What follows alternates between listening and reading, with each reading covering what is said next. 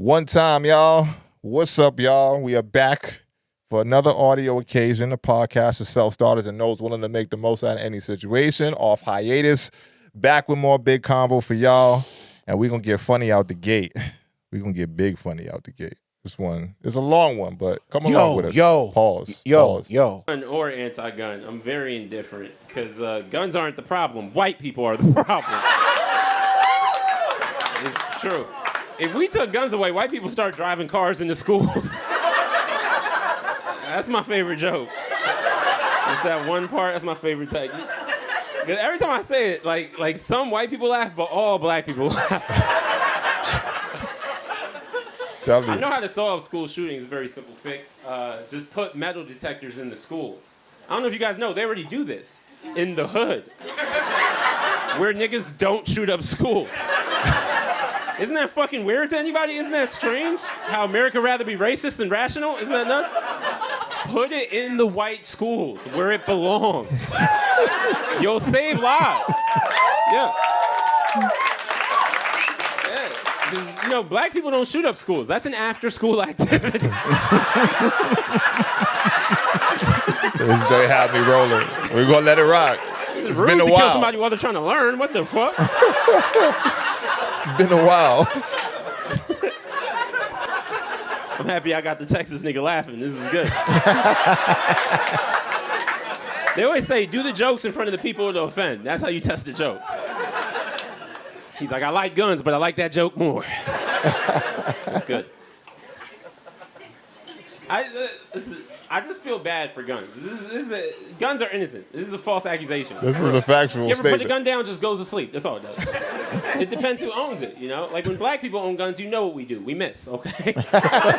We just miss while looking cool. Just and the bullet just lives forever. It doesn't hit a tree, a building, nothing. When white people own guns, a whole laundry list of shit. Get y'all ass to the range. White people buy a gun, then they go on YouTube, take a tutorial. They go to a gun range, right? White people aren't athletic, so they made hunting a sport. That's fair. Like, I can't jump, but I can kill innocents. All right. All right. Relax. I see your faces. Listen, I'm not saying America should ban white people.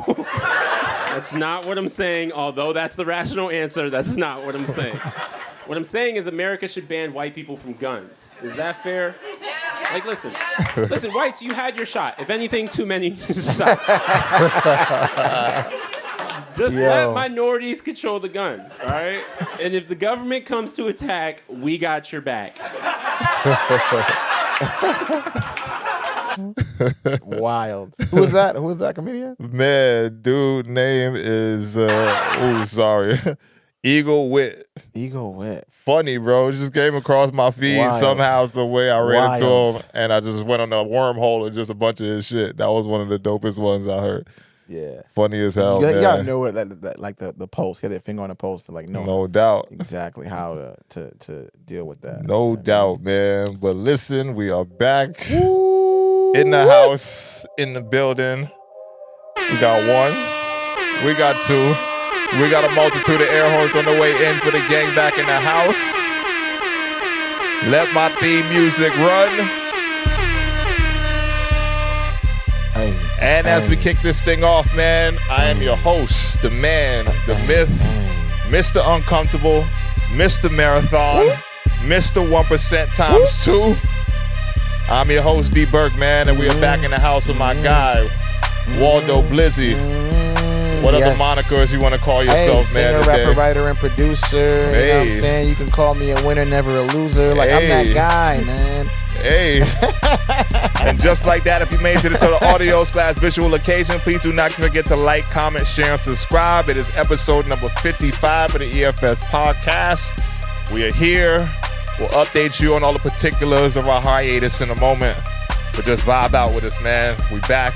Listeners, wherever you listening from, wherever you at, we here, man. Let's get this thing rolling. Live and direct, Fade my theme music out, man. And we back in the house. How we doing? How we feeling? What's the vibes, man? I've missed the EFS family. What is the vibes, man? It's very therapeutic, very cathartic to be able to sit and like digest not only my own life, my own situations, but what's going on in the world. Like all of that ties into everything that I'm doing across so many different platforms and everything, media, all that I do. Like, being able to sit on this couch with you is a blessing. It's a privilege, and I'm appreciative that we are back, baby. One more time, man. Round of applause. I ain't get my round of applause ringing. A couple more air horns for you niggas in case y'all ain't woke up yet. You know, wake this shit up out here. But yeah, what you were saying? I lost it, man. I lost it. It's very much a privilege to be back, man. It's a privilege to sit on this couch. It's cathartic. It's therapeutic. It's what's necessary. And also, I feel like we give a voice to individuals that may agree or disagree with our viewpoints, but they now have a place on this platform. We share it together. It's not just ours; it's theirs too. So, EFS family, I'm glad to be back with you. I'm glad we can start, back up on this journey and really, connect and share thoughts and feelings and emotions about some of the biggest topics that happen in, not just, nationally, but globally and, in the community and the culture. I mean, we've been going that long. Like, let's be honest, man. 1 month is a flash. Well, for content. It's long in the content game, I will say that, but 1 month is a flash. I've seen podcasts take way longer off. We ain't going to name drop none of y'all, but I've seen a lot longer breaks than we had. And sometimes shit just happen, man. Life, things take priority and precedent, as I said on the pre-pod, if you ain't catch that, for the Spotify listeners, viewers, Apple, all that other good shit. But yeah, had to take a little time off, man. I was in the middle of a lot of things. Just a quick update. Y'all knew I was running a marathon before we went on a little break, and that shit got to the thick of things, and I needed to get right to clear the fucking head and, of everything else I had going on the table to complete one of the biggest tasks I ever did in my life, And you'd like to report officially? It's done. Shit. Come on. Marathon's done. Round of applause. This is the time we use that the Snoop. I want to thank myself, put the hard work out and all the other shit. Of course, God first, of course. Don't get through it without him. But at the end of the day, man, I put the work in and got that shit done, like I told myself I was going to. And now I'm taking that shit to the grave with me. Whether I run it a few more, I don't know. We'll see. Then for those who don't know, what was your time? What was it? Just give him a proffer, man. Give him a let him in. I guess I got to update y'all because it was kind of like the last thing we talked about really before I took a little break and shit. Marathon was 2 weeks ago at this point. From there, it's been a good process to kind of take things in mentally as far as living in the after effect or like the accomplishment that you did. And, whether it's a big accomplishment to y'all out there, cool. I don't really care. It's a big accomplishment to me. So at the end of the day, like having the mental space to go into it the right way was something that was very important to me, and having to do long ass runs, then rush over here to pod. It didn't really feel like, like the right, just the vibe. It didn't feel organic enough to just sit here and just put myself through a rigorous training and then on the other end just try to, hustle and bustle with all the other things I had going on in my life. And I'm about, being a workhorse, which you guys already know, but realistically, sometimes things just don't make sense. So I had to take something off my plate, and being that the podcast was a little bit of a hindrance during my training phase, it was time to go a little bit of zero dark 30, Zero dark 30. In the, the old LeBron shit, like, takes a little bit off the place, focus on the goal at hand, and go out there and do it. And I did it, which was a great weekend, great experience in general.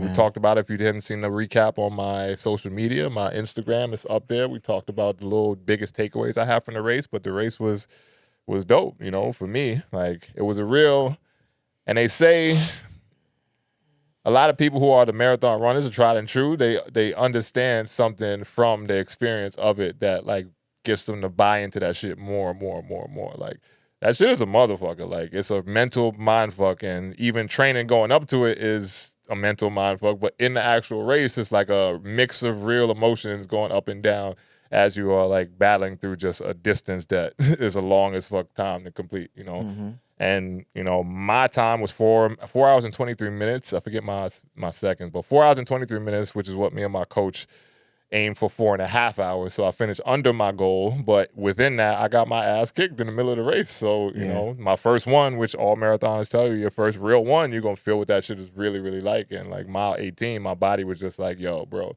like literally my nigga, stop. Like, stop. And y'all know ahead of time, well, not the full details, but my training got kind of fucked up with my knee. You know, we talked about that shit. So I had to take time off in my training leading up to the race, which didn't give me the full like preparation that I was looking for headed into it. So I still stepped up to do it, and I still did it. But and like again, mile 18, my body was like, nigga, like stop. Like my hamstrings like went into a thing where as I'm moving, as I'm running, like my shit started like pulsing. And I'm just like, I know what that is. That shit about to start cramping. And I'm like, well, you 18 miles into this motherfucker already. There's so no quitting now. What are you gonna do? Like, nah, keep going. And the shit was like, no, nigga, stop. Like, I'm like, nah, I gotta keep going. No, nigga, stop. I'm gonna stop you right now because my right hamstring went into a full-on cramp, like, as I'm moving through the race. Like, and I had to stop, stretch that shit out, slow up my pace a little bit, and then try to pick it back up for as long as I could. My shit started cramping again, so it's like a literal fight for the last few miles of the race just to get to the finish line from mile 18 to 26.2. Wow. You know? So by the time I got to the end of it, like I was literally gassed. But leading up until mile 18 felt fucking great. Like you was in there. Great. Was moving. Was on pace to complete that shit in under 4 hours, just from just being in a great like space mentally, physically. I rested right, prepared right. Everything felt good up until you hit the wall, which, you know, for your first one is gonna happen, you know, kinda, unless you different than me. And we already know, the big as I am, tall as I am, it's just gonna happen at some point. Not having done it before, but learned a lot from it. Really great experience, man. And I may consider doing one again. You know, got other goals in mind as far as my whole fitness life and the things I'm doing from an activity perspective, but you know, it is not off the table. 2 weeks. I told people, give me 2 weeks and I'll give you a real answer. So at this point, it's not off the table. I might do another one, and maybe sooner than I told myself 2 weeks ago. So we'll see, but that remains to be seen. I'm proud of you, man. You put your mind out to something. Yeah, man, for sure. I don't care what it was. It's just something that you felt like you wanted to do. For sure. You set out the goal. You practiced and trained for it, and you accomplished it. So that's amazing. That's why I'm talking my shit, man. Yeah. Like I said on my shit, my Instagram recap, I am part of the 1% of human existence times 2. You know, not many people make it to play professional basketball and play it for as long as I did. And then on top of that, not many people in the human population have actually completed a marathon. People do that shit all the time, but when you look at the totality of people in the world, percentages is crazy. There's not that many people. Like 1% of people in the world. I'm still happy I did a 5K. You know what I mean? Facts. You know, and there's shade. Everybody has their like. Everybody got their levels, man. Yeah. Don't take this as that because I will never want to shade. I'm a person who likes to motivate, help, and guide people in the right direction, whether it be basketball skill training, whether it be the fitness thing. I'm a person that wants to get everybody to the level that they can achieve, you know. Man. And some of that ain't, you know, for everyone. I know everyone don't want to run a marathon, but if you actually want to put yourself through that shit, then hey, I'm living proof that it can be done. It can be. And you know, and now do you have like, do you see walkers or they don't even come out? The walkers don't come out. Nah, not for a marathon like that. Yeah. You got to be able to move. Unless I'm not the most well versed on that shit. So no, I didn't know how long did it like last? Like if the actual race, like I think the cutoff time. Yeah, that's what I'm trying to say. I forget the exact cutoff time, but was it 8 hours. And I think something depends on the race too. But I want to say something like 6 or 7 hours for this one. So I don't know, but I don't know for sure. I knew I wasn't going to take that long, so I ain't even worry about that. No, shit. That's fair. Yeah, but there's people that complete that shit faster. There's people that complete that shit slower. Yeah. The most encouraging thing for me, as someone who is in the fitness like space and just health and wellness space, was finishing the race and then seeing a lot of the top finishers of the race. And this is just one race. It's not like it's the Boston Marathon. It's not a very prestigious marathon, but it was very encouraging to see that a lot of the top finishers were like 40s. So, you know, looking ahead, you know, it does mean that life don't have to stop from an athletic perspective. That's fair, man. You know, people out there and people like later in the race, people who have done that shit, who have been training and doing that shit on a consistent basis, they was running past my ass like when my body started to break down. Like, you know, it was like woman that had to be like 40, 45. She ran past me and she was like giving me motivation, like, yo, you got this. Like, you know, you got this. Like pushing me to try to get through the race to the finish line because she probably been where the fuck I was at one point and just kept doing that shit over and over and over again. And you gain this ability to just push past. David Goggins talks about that a lot too. Stay hard, man. Not for sure. It's a real pause, stay hard moment when you're in the middle of that shit and it's like it's kicking your little ass. But again, and I said this oddly enough to my mans who was asking me about that shit and how it was when my body started breaking down. I'm like, bro, like you in a race. That's the fucked up thing about it. It's like the beautiful but also fucked up thing about it is if you want to quit, then you really can't because to get to where you started, you have to finish the race. You know, so it was like kind of like I don't know. It kind of hit me at that moment. It's like a big spiritual kind of thing. It's like, bro, to get to where you started, you have to finish the race. Like, you know. Like you can't go back. You can't go back. You can't go back. Circle. You got to go forward. Right. Where you started is where you finish, bro. So you got to get your ass there to finish out this race. No matter what, you got to go back to the beginning. Right. So if you want to quit for real, like that's fine. Just know where you quit is where you start. Is where you gonna go, and you got to get there. You know. So no matter what, even if you quit, you still got to come back to me. Right. You still got to meet yourself at the beginning. You know. Isn't that amazing? Maybe that's my like extra philosophical, it's whatever. Very beautiful, very poetic. But it was like a beautiful struggle. Like literally, that was what it was to me. It was like a beautiful struggle because at the end of the day, it's like you have to really challenge yourself to get through something that. Like in the middle of it, you want to stop fucking doing. Yeah. Like you want to stop. So, you know, that was one of my biggest like takeaways from it was just that part of it. You know, outside of everything else, I put it out on my social media. But personally for me, that was like one of the biggest things. Like, bro, to get to where you start, you got to finish. And at the end of that race, like it felt amazing to come across the finish line. And now, and I told my mans this as well, the same person I was having a conversation with that I just mentioned, that now I feel like I can fucking do anything. Like that's the beauty in it. Yeah, so it's like it gives you a certain like high when you finish like you could do anything. Facts. Like when you finish the race, but then also it lingers like after and like right now I feel like I could like take on the world and I'll be just fine. Like and you can. I ain't looking. You've done a lot more than a lot of cats, man. No, for sure. That have had more opportunity and more access to certain things, and you still managed to push through and get through that, man. That's fire. That's fire. To give a little update for myself, I mean, I just did my, I call it the Infinity, but this is my 8th U-Dance. I'm still repping the U-Dance right you here. Out there. Mr. U-Dance himself. Mr. U-Dance. Hey, man. It's funny you say that because this officially makes me the most U-Dance performer of all time. Like no one else has done more U-dances than 1%. Exactly, 1%. No one else has done more U-dances than me. Nah, that's with fire. This 8th event, which is pretty fire. But again, I'm like, legacy-wise, I'm now expanding my brain and figuring out how I want to change things and how I want to make my talent reach more people. And now I see that there's more opportunities for me than what I was doing previously. Might get into some voiceover work, might get into some jingles. Things like that. There's they say that's where the bag is at. There's a lot of bags that I haven't been closed-minded or closed off to rather. They say that's where the bag is at. Yeah, I'm gonna make some transitions starting real soon. So I think it was great to have that chapter, but it's also I think it's time to start looking towards what's next. You know what I mean? Nah, for sure. And off of that, like that was also part of some of the conversation that, I ain't really said this shit to you like that because it's been part of even leading up to the race was where I was at mentally with everything. Just being in the space of looking towards the next thing. And right now, it's not, by the time this is out, it'll be pretty much like a thing. But, leading off of the whole me getting all this EFS shit going and rolling and just being in a position to where I'm trying to make the brand, the company, something more sustainable, something more of a thing, we've already spoke about in many different ways.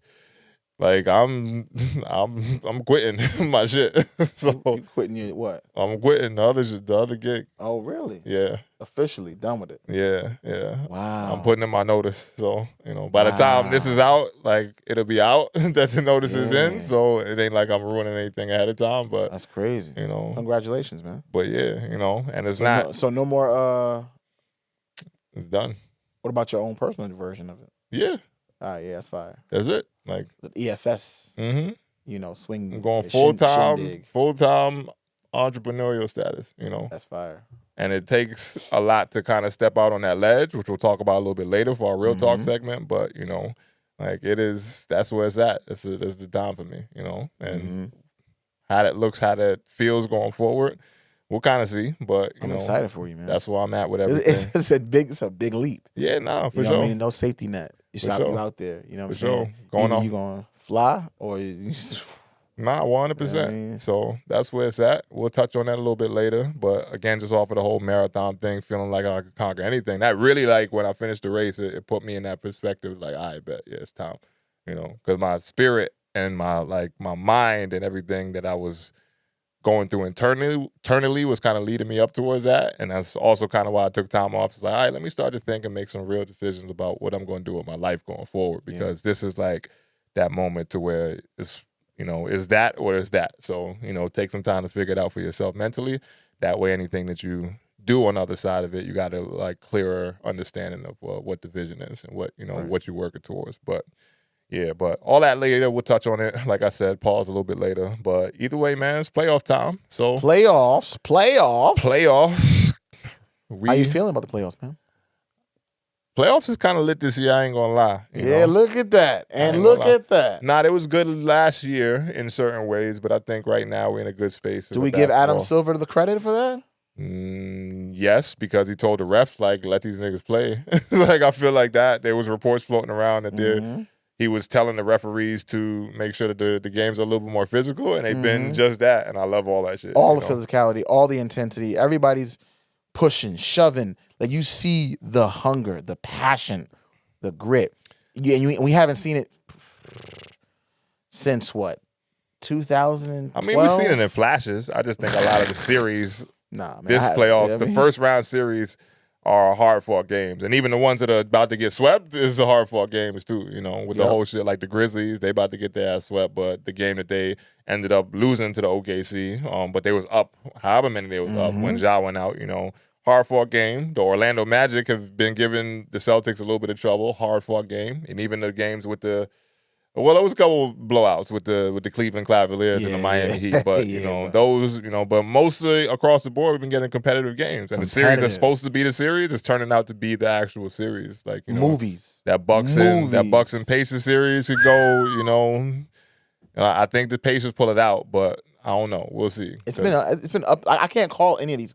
It's I think I know who's gonna win, and then in the next game they'll mess up or they'll lose, and then I'm like, oh well, then I guess I don't like these odds. I'm not betting. All I know is the one I really care about the most right now, and that's Knicks in 5. Okay. Here's the thing. I don't care about Pistons, Chitlins. Pistons, y'all tripping out in Detroit. Knicks in 5. Okay, I got you. But here's my thing. We'll talk about him later too. But here's my thing. I don't have any faith in the Knicks going too deep. It's cool. It's just I don't have it. Boss, me either. It's our team. It ain't a person. The Knicks going too deep is kind of. But that's not all right. Whatever. And a whole team going that's even crazy. It's not like I'm saying a person's name on that. But I'm just saying. All right, pause. I'm being silly. Pause. But what I'm saying is, I'm looking at this whole situation. I'm like, if we were looking at the NBA playoffs, right, and we were trying to say who's the one that has the best chance at winning, we're not saying the Knicks. No, of course, it ain't our year. But I'm a Knicks fan, so what the fuck you expect? I don't expect nothing but what you do. Exactly. Right, so I'm tried and true. We ain't going all the way. I hope we make it an interesting series. I'll be the first to buy a jersey after they win. I mean, if they get to that point, then it's a different vibe completely. But I don't think we're there yet. I don't think we're there yet at all. I'm happy to see us coming out of close games with the Pistons the way we have been so far. Jalen Brunson, Mr. Clutch. Round of applause for that brother right there. Mr. Clutch. Leading the playoffs in points per game. I don't know what else you want to say about this man, but he's that guy as far as the New York Knicks goes for sure. He always has been though. He wasn't. I mean, he ain't always has been. He worked up towards that, but I think what he's doing for at least my ball club that I support, in the NBA side of things. You go back and forth between them and the Nets. Whoever's in the league. That's a lot. I had a point where I was off the Knicks, and then they got that shit right. They brought Leon Rose in there, now and you they lean start to make better decisions. All right, we'll see. We'll see. We'll see. Depending on how this shit goes, I think my hot take is that Tibbs gonna get fired this offseason. Depending on how this shit goes, I think we win the first round, but I don't think we have enough to get past the second round. And the way they clipping these coaches right now, I think Tibbs' ass is he's on the way out as well. If that has to be the case, then who would be the next coach though? Mike Malone. Oh, okay. Mike Malone. Okay. Easy call for me. Are we ready to? If we're going just current coaches that's on like coming off of losing a job to get another one real quick, I'm going Mike Malone. That's fair. I think he has that that energy. He has an old school style though. Like I don't know, maybe that's just me. So does Tibbs. Yeah, that's true too. So does Tibbs. But the thing about Mike Malone is he has a Tibbs. I like Tibbs, and this is gonna sound like hate, but Tibbs offenses don't really do it for me. Like right now. And I had this conversation with my mans, and I probably keep saying that shit a lot this episode, but either way. We was talking about the Knicks, and we was like, yo, like and we both agreed, like, I like the team, like as a supporter, but I don't like what we're doing with our roster. Like, we don't like what we're doing with our roster. You made all these trades to try to compete with Boston and all the other shit. You got your ass kicked by Boston every time you played them in the freaking regular season. That's why it's like got your ass kicked by Cleveland every time you played them in the regular season. Your record against the top teams in the NBA is not great. So you're like one of the better teams in the NBA, but you're right on the cusp of like, you're right on the outside of what will be the cream of the crop teams, So I'm honest in my assessment of the Knicks, but, I support them. I hope they make it as far as they can. But God forbid some injuries or something happens. That's the only way I see them getting to the because, injuries is a big thing when it comes to the playoffs, Like anything can happen. Jay Tatum wrist would have been a worse situation. Might look different, and, we ain't wishing no injuries on anybody like that. But things could fall into play for us that way. But everything holds pat the way it is, then I don't see us making it that far. Yeah. But I will enjoy this win against the Pistons because the games is very closely contested, and there's a lot of Detroit niggas talking shit right now. And New York needs wins sometimes, man. No, that's a fact. So much going on in the We're city. going to take this first round win, and then we'll be back next year. Delayed vacation. That's all it is, huh? Facts. What's the standings across the league? I just want to pull it up real quick. As far as the series? All the playoffs. I'm going to see what the standings are right now. I mean, they playing games today, so by the time this is out, it's going to look a lot different, But right now. the projections, at least, we can see what that is. I think everybody that's supposed to win is going to win as far as the feel of the series. Who's supposed to win? Outside of a few series like the Lakers and Nuggets series, I think that's either or, and I hope the Clippers pull that out because I said Lakers, Nuggets, Clippers, so Nuggets. Thunders are confirmed second round. Thunders, we knew that shit was going to happen. Yeah, right. We know that shit was going to happen. The Nuggets and the Clippers is tied 2-2. 2-2. Lakers and Timberwolves. It's going to be different by the time this is out. So Lakers and Timberwolves right now is 2-1. Well, we'll see what happens. It might be tied 2-2 or it'll be 3-1. But it wouldn't be the first time LeBron came back from a 3-1 deficit. So if they get down in this shit, I don't think it's happening. Interesting. I don't think it's happening. Rockets and Warriors. That's Rockets, one that that's an interesting one too. Yeah, that's going to be interesting. But I think the Warriors pull that out. Warriors pull that out. Pause. But I think they pull that out. And off the back of what Steph is doing out here, listen, like Jimmy got to get his ass back to but I think that Steph and, once they figure out how to play with Steph without Jimmy, I think when it happens in game, it's a little bit too much for them to overcome in the moment when the onslaught happens. But I think once Jimmy was out and they figured it out a little bit, how to play with Steph, it's a different ballgame, But, we'll see. I think hopefully Jimmy's back sometime this series, which I'm expecting, and that's why I think the Warriors end up pulling that one out. All right, let's transition over to the Eastern Conference. Cavaliers, Heat, obviously. Cavs 3-0. Easy. Cavs is going to get that. Boston, easy. It's the Bucks. Not as easy in game, but I think it's the Boston. Bucks and Pacers. Indiana has a 2-1 lead right now. Mm-hmm. We don't know who's going to get that one. It depends on Dame. Knicks and Pistons. Knicks and 5 already. Knicks 3-1. Knicks and 5. And then the Celtics and Magic 2-1. Again, the Celtics versus the Knicks. I don't have the faith that the Knicks are going to be able to pull it out. I agree with you. We ain't got to talk much further on that. It's really going to come down to the Cavs and the Celtics in the East. Yeah, and I don't know, because I don't know what's going to happen with the Denver and the Clippers game because they're tied right now. So that to me changes everything, and then that changes the Thunder picture because it'd be Thunder versus Denver, which is that's gonna be a tough game, tough series. It's gonna be a tough series. Thunder versus the Clippers is an upset alert. Yeah, that's fair too. If I'm just being honest, the way Kawhi playing right now. Yeah. You see how that nigga looking out there? Oh yeah, he's looking like an MVP. The rust, like he's looking like an MVP. What rust? Like what rust? What rust? Talking about coming out off of however many games not played and looking like a well-oiled machine the way he is. Well-oiled machine. Like, nah. Yeah. They might have that one. So I mean, in all fairness, it might be like the final team. It might be the Clippers and the Lakers. Facts. If they can get past the Timberwolves, that's their biggest challenge right now. I think they get past the Timberwolves. If I'm just being honest. Yeah, I'm fair. I'm fair with that. And then we go. I wouldn't be mad if the T-Wolves got it done. You know, I'm not gonna be mad either way because I ain't got a dog in that fight. But I think that I think they get past the Timberwolves. It's a lot of. You think so, huh? Yeah, it's just not. To me, it doesn't feel like if this goes towards a longer series that is going to favor in the Timberwolves, you know. Not when you got LeBron and Luka. It might be a different picture right now if Luka ain't have the stomach bug the last game. Fair. You know, at this point, I just think I'm leaning Lakers. That's why I always say anything can happen. Like any injuries, anything can happen. Like I don't look at the game from the justice perspective of the players on the court.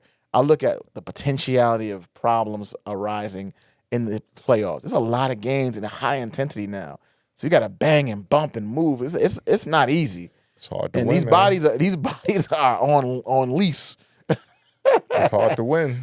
You know what I'm saying? Man. Like you play championship basketball. That's why it's a beautiful thing. So it's like you've been in there where you got to go through games and you get bumped and you get hit and you fall. You know what I mean? You getting scraped and a lot more throughout the regular season than a lot of these niggas in the NBA. Because I'm just gonna tell you, them overseas seasons is grueling. Like you know, not as many games as the NBA, but like them games be physical as a motherfucker. Like, yeah, they do. So that's why I'm always amazed by LeBron's tenacity to stay healthy despite all of the playoffs, all of the times he's going up for the chip. And he's still healthy. I'm like, what do you mean he's still healthy? So it's amazing. But in times with this right now, I'm like, I look like I mean I'm biased. I already made my shot. We still got our dollar bet that the Lakers are going to go. So I owe you $1 if they don't make it. So when did we make that bet? Was it before the Luka trade or after? I think it was before. No. It was after because I said we still got the best third option. I remember saying that, but I don't know. It might have been because I think we still had AD. So I might have said it when we had AD. It might have been before, man. I don't know if a trade like that. Like I think you would have made that bet. I think any bet would be like canceled after a trade like that. Nah, it ain't canceled. Any bet is canceled. Like that shit is null and void. It ain't canceled when a trade like that go down. Don't try to get out of this one. It's a $1 bet, man. Come on now. We're gonna see. I'm rooting for Luka because I hope he really make it a deep run this postseason and really piss on the Mavs for trading him. So that's why I would love to see that for Luka going forward, but if it don't plan out that way and Ant get it, cool. I just, like I said, my feelings with Ant, immature, but, that's a whole nother conversation. Mm-hmm. But either way, man, we see how this thing turns out. For sure, Series is rolling, so stay tuned. You know what I'm saying? Stay tuned. And if you haven't been staying tuned to the timelines as of recent, you might have missed one of the biggest conversations that is out there now currently with everyone's favorite uncle.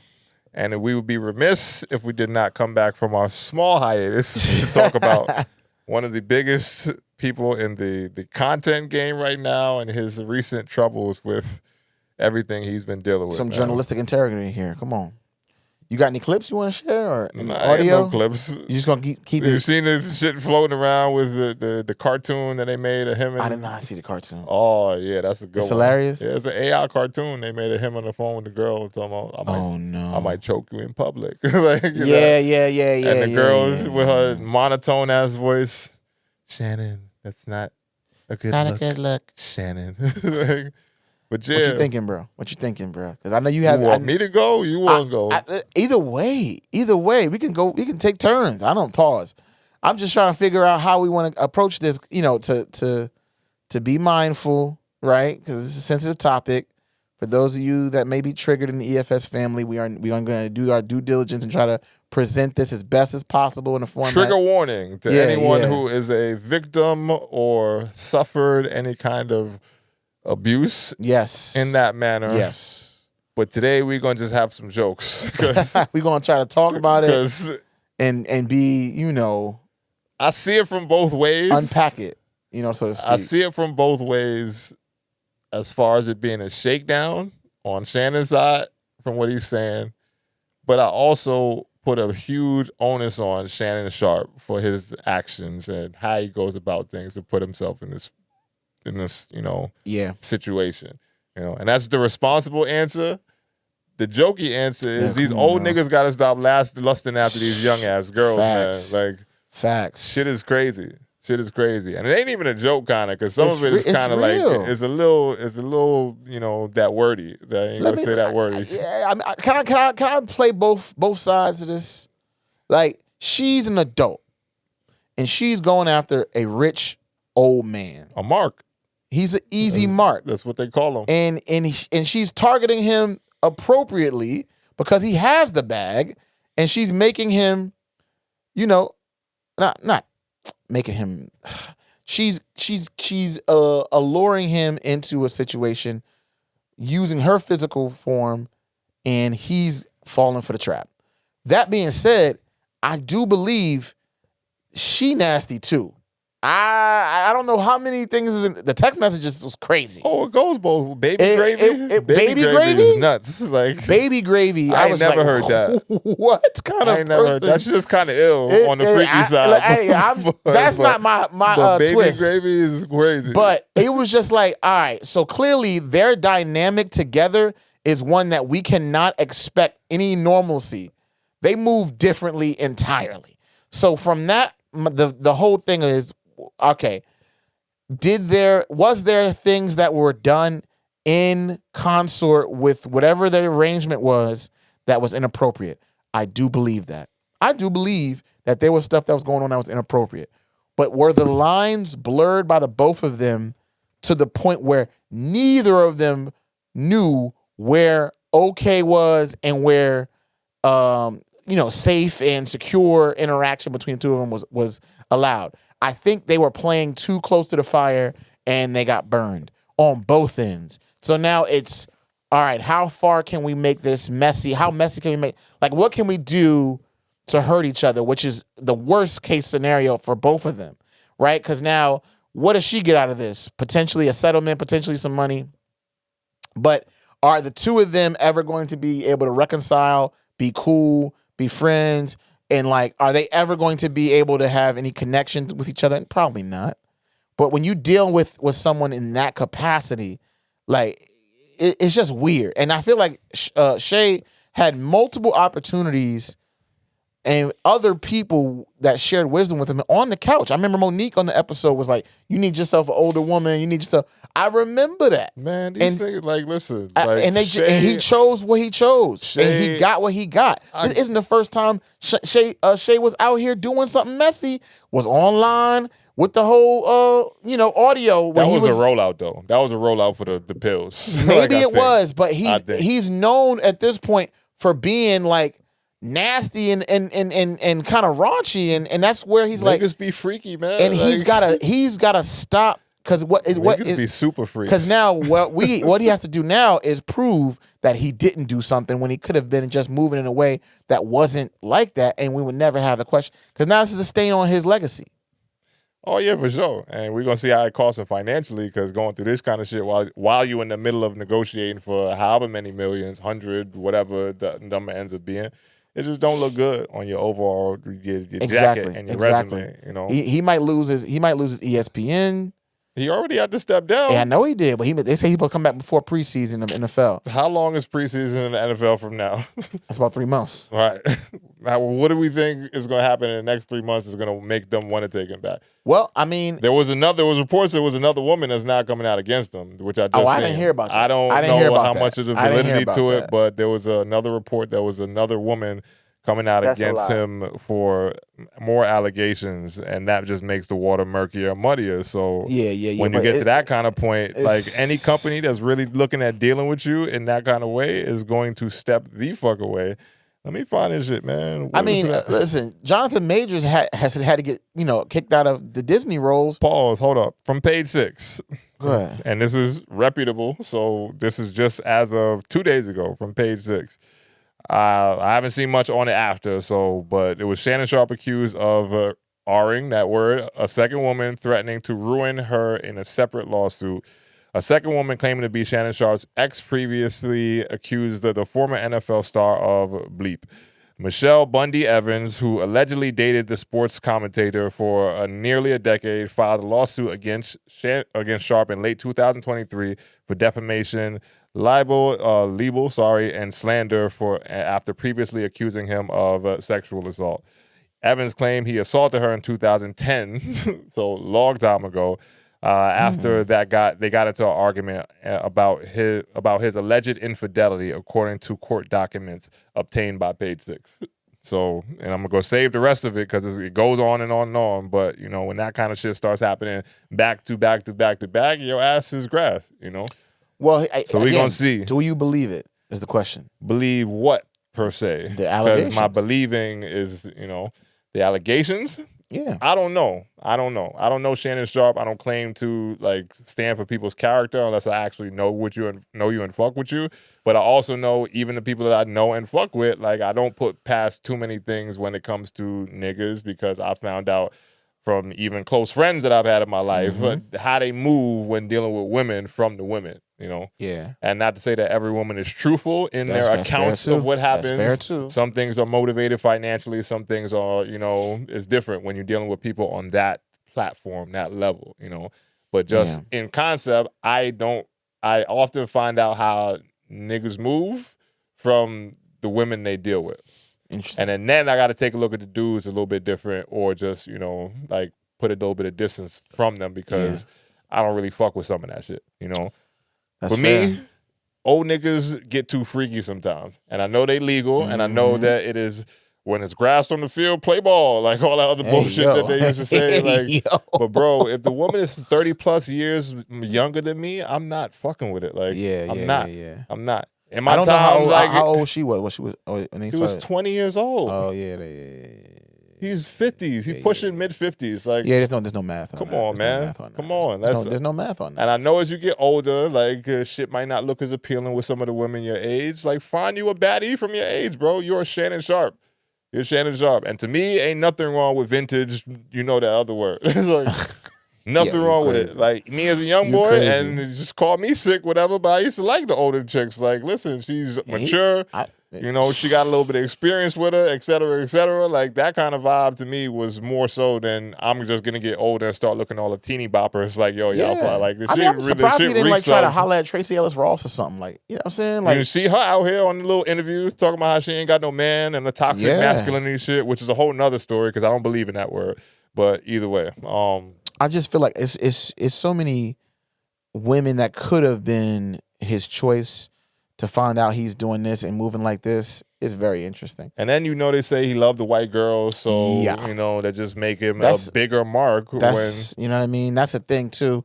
But again, I'm not touching that one. The focus is on Shannon Sharpe. And for Shannon Sharpe, this is probably one of his biggest lessons of his life, and it should be. Even the way he moved afterwards, everybody know he didn't write the message because he screenshotted the message that his PR person told him to write. You talking about the joint he read? The joint the statement that went out. It was a statement that went out. Yeah. And it was a text message. But it was gray, which means it was the one that was sent to him, not the one that he sent out. Yeah. So it was.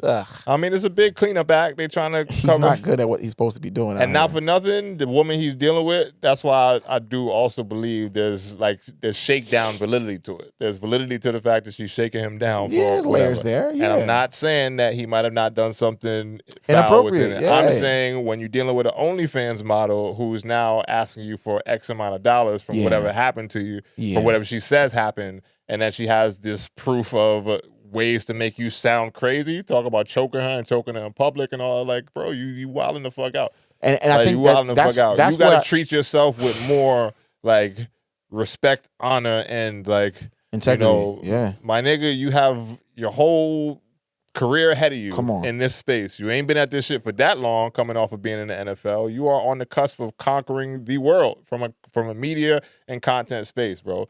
$100 million for a podcaster, $100 million for like any kind of person like that in that realm. That's the like the pinnacle. You know, that's the Joe Rogans. That's the freaking like, you know, that's that level of that kind of like shit. So when you're on the cusp of doing that and then you fuck it off because you're doing like wild shit with young girls, like, come on, man. Like you do big stains on your legacy. And I know he's been freaky. We see it on the freaking nightcap with him. And like, I know nothing wrong with being a freaky nigga. I mean, there's something wrong with it, but I ain't gonna go there today. I mean, for sure. But if within the right parameters, to me, express yourself sexually as much as you want to, but just make sure that you're not putting yourself at risk to get like stains on a resume. And not for nothing, I feel a little bit of a way about how Stephen A is handling this shit, but I also give credit to Stephen A for just being so like rock solid that nothing's came out in the media about him as far as dealing with women to the point where it ruins his career in this long. Because you know Stephen A, he out here, he out here. So I would assume that, he's moving. Yeah. But he's always been capable of staying out of the fray. Right. Which is a testament that I can really appreciate. Keep your shit clean, man. You know what I'm saying? It's like too freaky. Like freaky. It happens to a lot of our successful brothers a lot. Too freaky. Where we are always caught up in something, or we get put into this position so often. And you know what's funny? Because the movie Sinners came out, and I ain't seen it yet. No, I know, but one of the layers in there has to do with a brother being seduced by a white woman. So it's like I figured that was what it was. It's a layer in there. It's a layer in there, but it's just like I look at all of that, and I look at like how we, as a society, many times in our culture, it is a narrative that's always kind of like underlying. It's like right there behind all of this. It'll be Kobe Bryant in the situation. What happened with him? I mean, like again, I'm not saying that there's not a responsibility of these brothers because they're going out and seeking it, but they always get into this little space where it's like, oops, you fell for it. You got caught up again. I mean, like how many times are we gonna like revolve around the same lesson of don't fall, like everything that glitter ain't gold, don't fall for the okie doke. Like not only that, don't speak like everything is coochie. Sorry, it's a Freudian slip. Gucci. Sexy rap. I know, right? But what I'm trying to say is you in this position. Like, why are you on the phone talking about, you can't say that's an AI voice. That was your voice talking about I was going to choke you. Mind you, that might have been how y'all was moving. But you gotta change how you approach. Because you could tell it was some familiarity and jokiness the way he said it. I don't think he actually, was. But you can't allow that as your comfortability. Like these people do not care. Not on the phone. They don't care about you. And they fucked up too because recording someone against their will is a whole different thing too. Yes, without their consent. Breeds the. But there's some states that are states you can allow it to do that. No, for sure. Consent state, for sure, I get that. But again, it also breeds like, okay, this is blackmail type shit. You storing these conversations just because you could use them to manipulate whatever outcome that you are looking for, which is the bag from the rich nigga. Like, yes. So, that to me is why I do think that there's some funny shit on her side as well. But I always lean back to the niggas to move with a little bit more whatever tact, whatever. Tact, yeah. Like just move like you the bag, bro. Like move like you are the bag. You are. Like move like you are the bag. It's not even I like it. It's you are. Should be looking good. Should be like, when they post the pictures, the shit look all right. You start thinking about what it might be like to be in person. You drop in a DM, then it leads to a different kind of place. But bro, like move like you are the bag. Like shit is too easy to access right now. Social media is crazy. The phone conversations is crazy. Fucking Siri lighting up your whole little ring around your shit right now without you even asking for Siri. Like so. Like, I don't know what's going on with the technology. It's too much out here to not move like you are the bag. Like, it would be to a point where if I'm in his position, you got to sign an NDA to fucking talk to me. Like Yeah. Literally, like, and not even for no secretive kind of shit, because I don't move like that. But you got to sign an NDA to even freaking talk to me, just because I don't trust what's going on out here, especially with new women coming into my life when I'm on the cusp of getting $100 million fucking dollars. Come on now. Like, I don't think she knew though. I think she'd been around for a minute. She dropped the shit right after they announced he was in negotiations. Oh no, I know that, but she waited for her moment. Right, that's what I'm saying. But if you know you reaching towards that, move like you are the bag. Like, move like you are the bag. But again, too freaky is a thing. And niggas with too much money, too much success, too much fame, too much access, that breeds like the freakiest shit, because everything is accessible to you. And then from there, it's just that much easier to just drop a DM and get whatever you think you want out of the situation. And that's the worst. You know? That's the worst kind of. It's the worst part of it. Yeah, I mean, you gotta have the. You talk about it several times on the podcast. Dick discipline. We talked about it several times. Dick discipline is a real thing, man. Yeah, it's a real thing. I mean, I hope, because I think Uncle Shay, or at least his platform, is one of the shining bright lights of, you know, for me, our culture. And I feel like he's Black excellence, even like you know, like he's supposed to be in that realm. He's put a lot of interesting conversations forth and really shined lights on a lot of different topics that I think were needed to be talked about. And that platform is, to me, one of the few places that we feel comfortable, or at least, you know, in the culture, like pioneers of the culture can sit down and do that. Like the resume that doesn't mean rings off, man. You can't. I'm not even going to compare him to none of these other dudes like Diddy and all that yet. But what I'm saying is, that doesn't mean you just get a green light to just do whatever you want.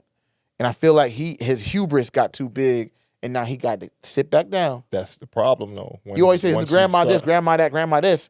Your grandma wouldn't want you acting like this. Your grandma wouldn't want you moving like this. Nah, your grandma wouldn't want you talking about baby gravy to a white girl. Come on.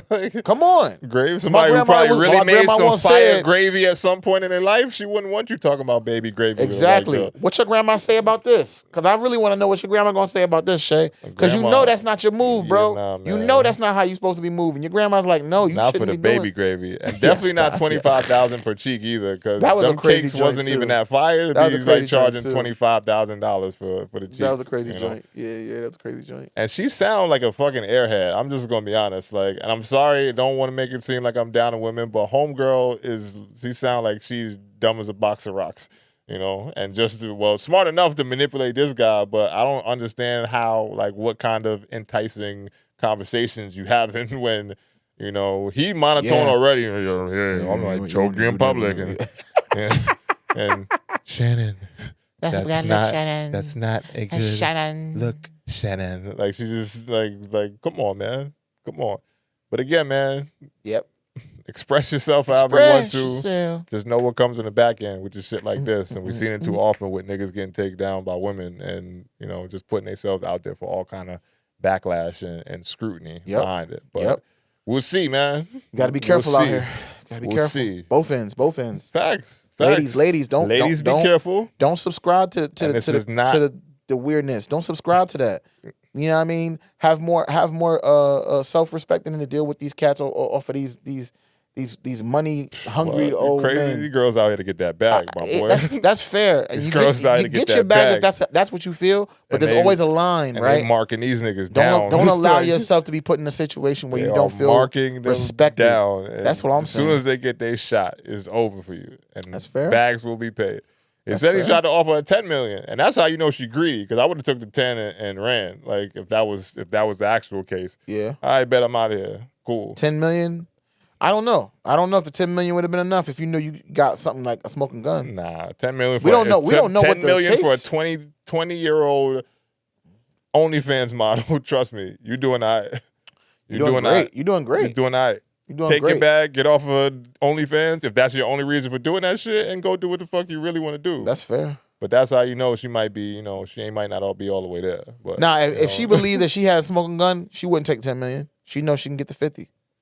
I mean, that's fair. Yeah, if she knows she got a smoking gun, that's the part. If you don't got a smoking gun, that's a dumb trade. I think the guaranteed 10 over the possible 50. But if I got a smoking gun, if I got something that proves this situation, yeah, I'm taking it. Hey, man, I'm just going to say money is a matter of perspective, but if anybody offered me $10 million that was over some shit that wasn't really my $10 million that I earned to begin with, I'm taking 10 and I'm running. Like, that's fair. $10 million is enough to live your life. If you do the right shit, it's enough to live your life with and be Gucci, you know? Yeah. But for me, greed is also a thing too, so I do understand that. But yeah. Once you get to that point when you're trying to blackmail somebody, I don't think you have the same morals compass to say, "Oh, $10 million is enough." She might walk away with nothing now, so she might. We're gonna see. But he will. He definitely gonna walk away with something, and that something's gonna be a stain on his resume. Yeah, for sure. Yeah. But I'm talking about from her. Like, of the take outcome. the 10 and get the fuck out of there. Or rather, she still might get the 10. I mean, he might have to settle out. She still might get the 10. He might have to settle out. Might so get we'll 15. see. We'll see. Might But for me, I don't know. I would have just, But hey, everybody do what they want, man. But too freaky to me is it's just the name of the game, and that's how that shit goes on that Hollywood level. But hey, man, we'll see. Best of luck to everyone involved. Fair. Best of luck to all involved, and I hope Shay can walk away from this one with some level of respect for himself and his career after. But moving forward, man, really want to touch on it real quick. Congratulations to the men, even though it was controversial. Which man is this? The Sanders. Oh, Shaduer. Shiloh? Oh, Shaduer. I mean, Shiloh, too. Shout out to Shiloh. Shiloh undrafted, but he signed. He got signed, man. Get that man his flowers, man. All the Shaduer talk, but they don't talk about Shiloh like he not like that. I mean, he talented, too. Like, get that man his flowers, man. I mean, we know that the Sanders boys were supposed to be NFL prospects, so I do think that they landed in the right spot as far as getting into the league. They're there now. How it happens, whole nother story. That's a lot of controversy around the Shaduer Sanders draft and the niggas get in line. Niggas fall in line, excuse me. Yeah, what's your thoughts on that? Niggas fall in line as far as the NFL goes, What's your thoughts on that, man? I know you as a professional athlete. I mean, my shit is a deeper, darker, like criminal link to this whole shit. Not criminal necessarily, but it's deeper, man. It's deeper than just everything that people have been talking about, like the draft stock versus his actual play, his skills versus all the other shit to me is bullshit. Like, people pushing buttons. There ain't no way he drops that far in the draft as being that highly protected of a prospect.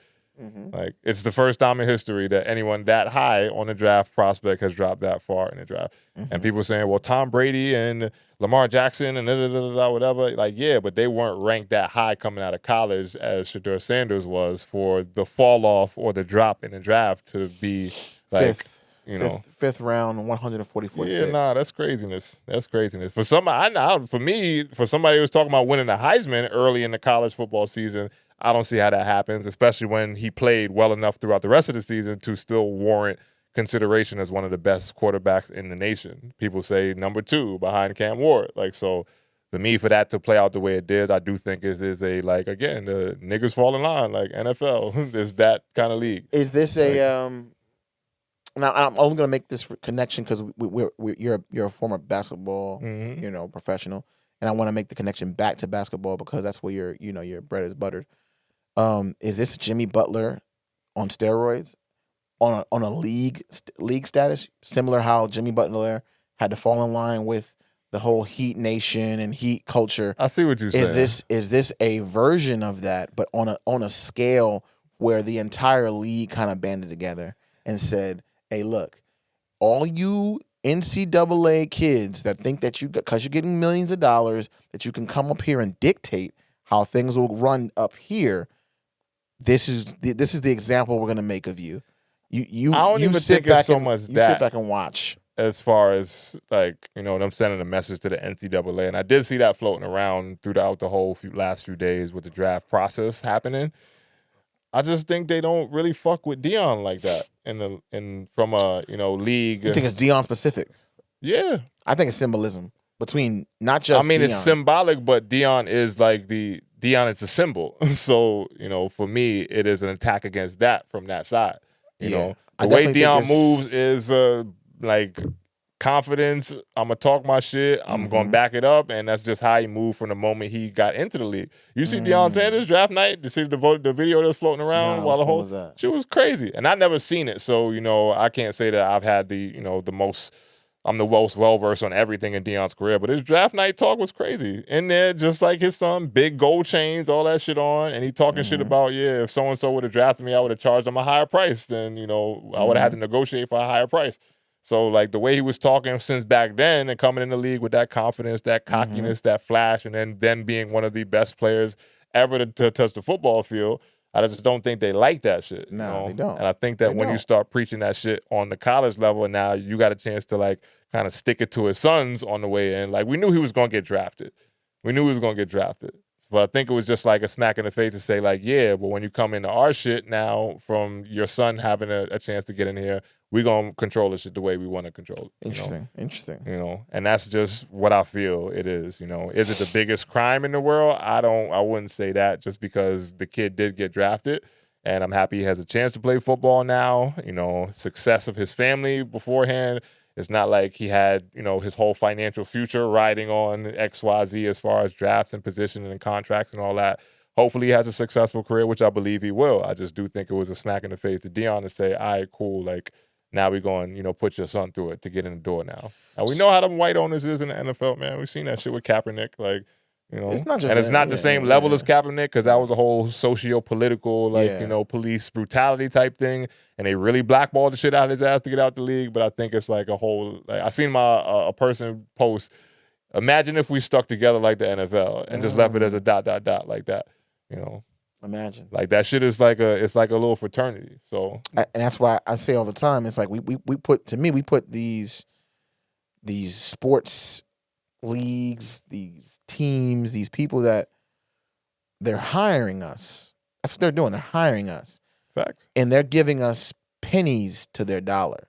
And I know you're like, pennies to dollar, they're making millions of dollars. Yes. But if they're able to give away millions, how much money do you think they're making? We know they're billionaires. Right? Man. So it's like, to me, they're giving away pennies to their dollar, but they need us in order to facilitate the entire league. Without us, there is no league. Yeah. And that's no matter what league we're talking about. Yeah, but we're ways away from having that conversation. That's what I'm saying. If we band together, well, how great it would be. How great it would be. That shit ain't gonna happen. I know it's not gonna happen. That ain't gonna happen. I'm just looking at the whole totality. The NFL draft is a eye-opening moment for me. It's like how I really realize no matter how much you do, you can play the game, you can do things right, you can actually not have any criminal history, not have any drug use, not have any scandals, not have anything on your resume that really besmirches you. Mm-hmm. But if you don't act the way I act, talk the way I talk, or walk the way I walk, I will sit your ass down. And you won't wait until I tell you you got a job. You're going to wait until I dictate when you're able to play. And if you don't sit and wait, you ain't going to play. Humble. Be humble, right? That's the whole song. That's your boy's song, right? Be humble, right? That's what he was telling them. And I'm like, Shouts to Kate. I'll be there May 5th. Yes, coming up, man. You excited for that? Yeah, nah. And I just look at this whole scenario, and it's like there's so many moments where this has happened, where it's like they still doing this. They running the same play. And the only way for me is like we have to literally put ourselves in the line, and like kind of how we did with Target. And we went on a ban of Target, and everybody stopped, and they seen how that shit went too. they felt them numbers. I mean, they felt the numbers, but that shit is a splash. It's all about the money. Splash in the bucket. But either way, man, he's in there now. We're gonna see how his career turns out. I think he will use this as a fire to light under his ass to then be a great player in the NFL. And if that's what it turns out to be, then, more power to him. I'm not rooting against anything Deion. That's one of our black greats, black legends. Yes, sir. So anything that coming from that tree, that bloodline, for me, let's go get it. Giants picked up Abdul Carter. Facts. Good pickup. And then Jackson Dart. What's your thoughts? I don't know what the fuck the Giants is doing, honestly.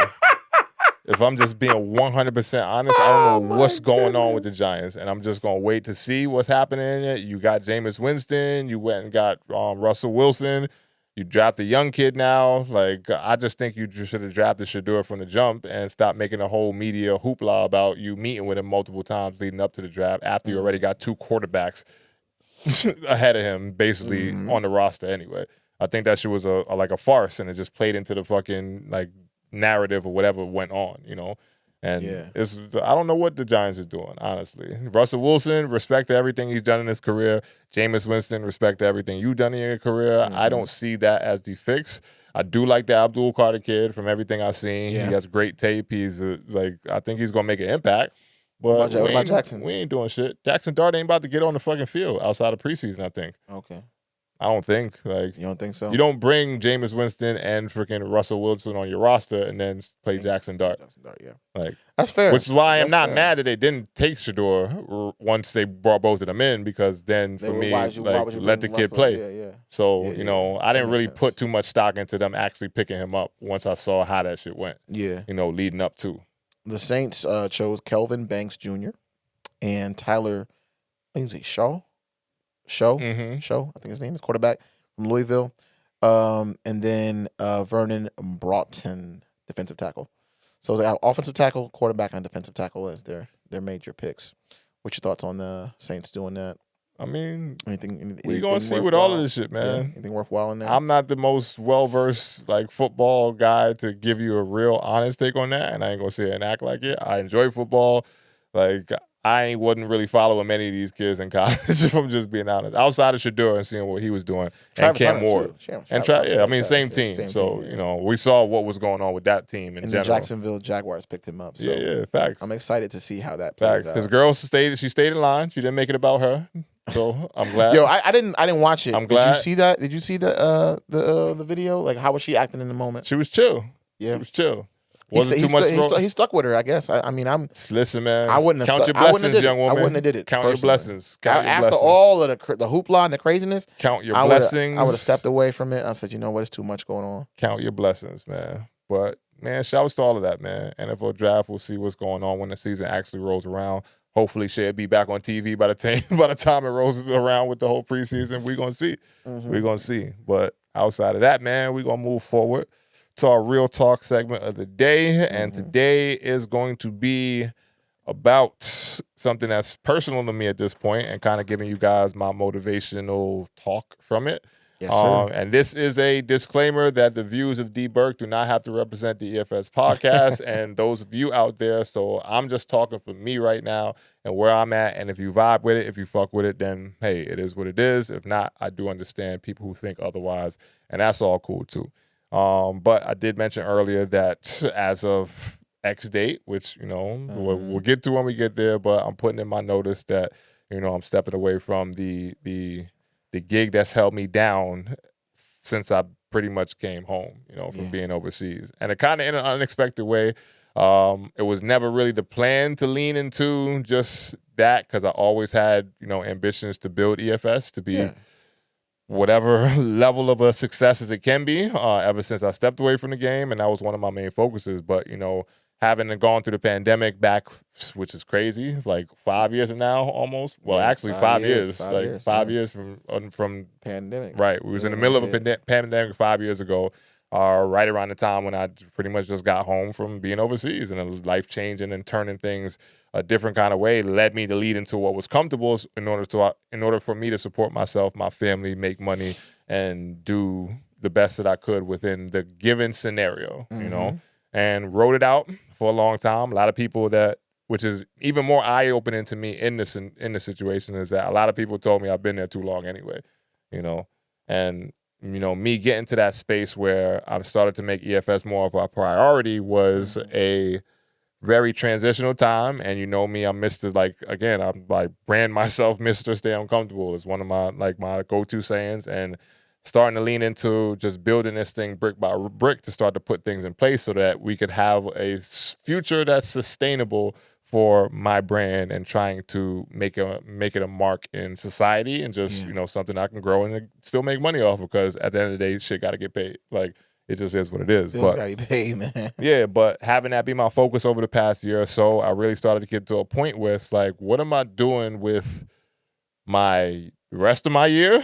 And then, the years going forward after that. Yeah. Because I gave myself a deadline, and then I kept pushing back my deadline of when I was going to really step away from, the comfort zone and my safety net of, all right, I got this check here, so let me just keep leaning into it because it's coming in steadily, But I really started to get to a point where, and we know, like, and it's not to make it that cliche thing to where that the celebrities was like, yeah, you know, it was that one moment where I said, you know, and I had such and such in my bank account, and this was the last thing that I wanted to lean into, and then I just did. I took the leap and all that. So it ain't that conversation. Some people do, but, though. Yeah, for sure. But it is kind of that for me, just because it's like, really, when are you going to take the chance to really just bet on yourself, you know, and use the knowledge that you've acquired and use the ability that you have to really create something for you, you know, and if you have that spirit. And again, I know that not everybody does, but for me, in this space that I'm at currently, it was really one way or another, and one was keep on taking a check, right, or create the check for yourself, you know. And I just kept having that internal battle with myself about, bro, like, you know, you've been seeing this thing kind of trickle upwards, and now what you're doing is kind of taking away time from you really being able to focus on that. And it's also taking away the uncomfortable space to where rip the Band-Aid, and now you actually got to go get it and put yourself in position to start really doing things to make it a thing, you know. So that being said, I just got to the internal decision that, yo, it's just time, you know. And trusting yourself to make that step and that leap is a very uncomfortable thing.